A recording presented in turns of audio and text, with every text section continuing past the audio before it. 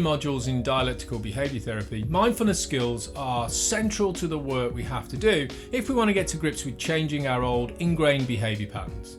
This is primarily because mindfulness underpins and supports the activation of all the other skills that we're trying to develop in our own journey of living the life we want to live. In fact, I would go so far as to say that, in my opinion, the importance of mindfulness in any DBT program is significantly underemphasized in most of the DBT skills training that I've been exposed to over the years, particularly since I've been living the DBT lifestyle every single day myself.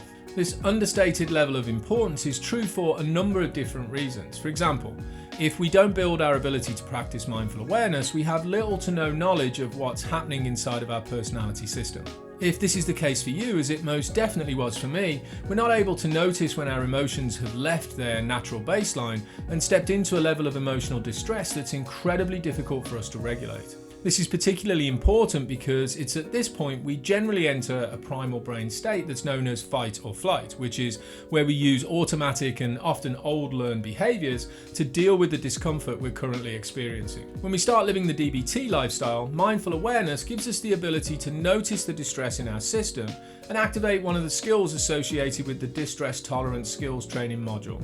For me, this would normally be where I'd use a skill called stop, which is specifically intended to slow things down and help us figure out what's actually going on rather than reacting to whatever story is dominant in our system.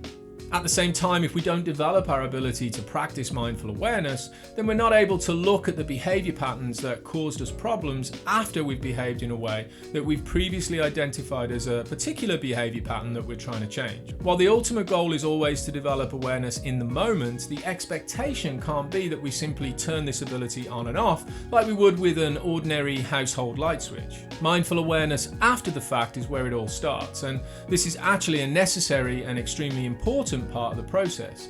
First, because it gives us the ability to learn our own unique red flags of thoughts and feelings by using the chain analysis and the missing links worksheets that we've previously discussed.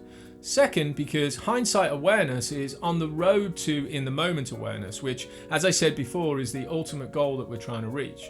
Also, when we truly look at where we're coming from, hindsight awareness is actually way better than our previous knowledge base, which was probably no awareness at all.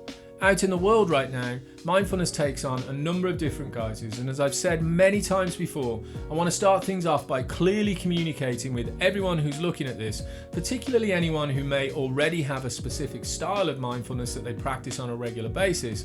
There is no right or wrong way to practice mindfulness. If you have a system or style that's working for you, keep doing it. Please don't stop. Use the mindfulness skills that you learn in any DBT skills training program to build on what you already have. In DBT skills training, mindfulness is purely and simply designed to develop our ability to cognitively diffuse from the thoughts and feelings that we'd normally blend with.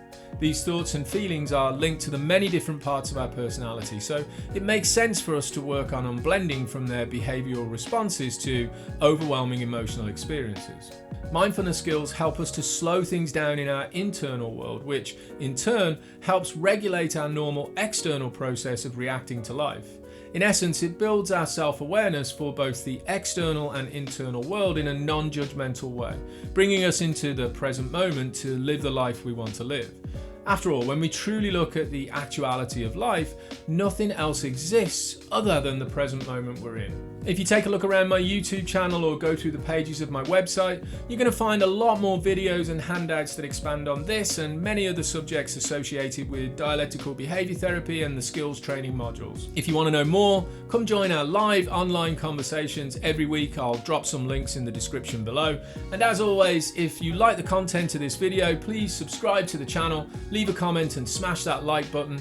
Turn on those notifications for all the latest from me and the Liberation Place. I hope this video gave you some insight for how mindfulness can help change those behaviours that you're trying to change. Thanks for watching. Hope to see you again soon. Take care, be safe and be well.